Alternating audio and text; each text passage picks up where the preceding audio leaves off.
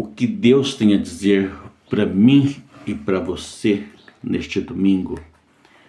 A palavra de Deus deste dia é tirada do Evangelho, Marcos capítulo 8, versículo 27 até 35. Primeiramente, Jesus pergunta para os discípulos o que é que as pessoas dizem a seu respeito. E ali vem a opinião geral. Uns dizem que tu és João Batista, outros que és Elias, outros ainda que és um dos profetas. Mas Jesus, ele não quer saber a opinião geral, ele quer saber a opinião dos seus discípulos, daqueles que estavam com ele constantemente. E Pedro, tomando a palavra, diz: tu és o Cristo, o Senhor é o Cristo. E esta confissão de Pedro, que o outro evangelho vai nos dizer, não foi revelado pela carne, nem pelo sangue, mas veio do alto pelo Espírito de Deus. E Pedro é chamado, então, a confirmar na fé os seus irmãos.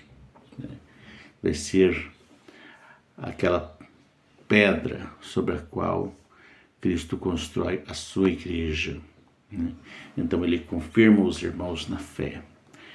Mas naquele momento ainda não tinha chegado à maturidade. Os seus discípulos estavam em formação. Então Pedro, mais para frente, é repreendido por Jesus, justamente porque Jesus começa a falar do que ele teria de passar. Depois desta revelação, tu és o Cristo, Filho de Deus, tu és o Messias. Ele começa a falar sobre o que ele teria de passar, que ele teria de sofrer muito, ser perseguido, e aparentemente a sua missão seria um fracasso, mas que ao terceiro dia ele ressuscitaria. E Pedro chamou-o à parte e repreendeu a Jesus. Achou-se no direito de repreender a Jesus. Não podia falar de sofrimento, não podia falar de perseguição, não podia falar de morte.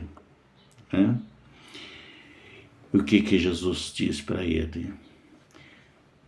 Sai da minha frente, Satanás, porque você não leva em consideração as coisas de Deus e assim a dos homens.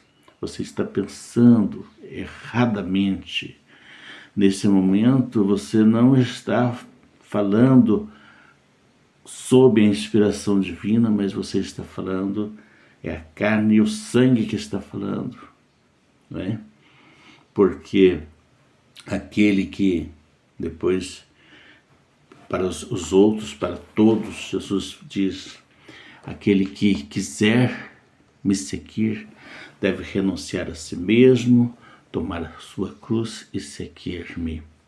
Porque a vida cristã, ela muitas vezes não é fácil, não é só oba-oba, não é só alegria, não é só riquezas, não é só saúde. A vida cristã muitas vezes significa você dar testemunho de Cristo nos momentos difíceis, nos momentos de cruzes, nos momentos de dores e assim por diante. Então, se você quiser ser meu discípulo, disse Jesus, assuma a sua cruz de cada dia e me siga. E mais, aquele que quiser salvar a sua vida vai perdê-la. Mas aquele que perder a sua vida por causa de mim e do Evangelho vai salvá-la. Isso significa que nós temos que olhar para Jesus, para o Evangelho, para o reino de Deus, muito além desta realidade terrena aqui que nós enfrentamos. Sempre existe algo mais que nós devemos almejar, né? Vamos hoje, então, pedir a Jesus que Ele nos liberte de nosso egoísmo e que nós sejamos capazes de, também nos momentos de sofrimento, de dor, de tristeza e de coisas ruins que aconteçam na nossa vida, nós sejamos capazes de glorificar a Deus, de olhar para Jesus e saber que esta realidade toda de sofrimento, de dor será ultrapassada por Ele, porque Ele aparentemente fracassou na cruz, mas a vitória dele foi uma vitória sobre a morte, sobre o pecado e a morte. Então, que Ele venceu por nós, que nós possamos assim, então, assumir também a nossa cruz de cada dia com Jesus, para que possamos estar com Ele na vida e na morte, para vivermos a vida plena com Ele na eternidade. Amém.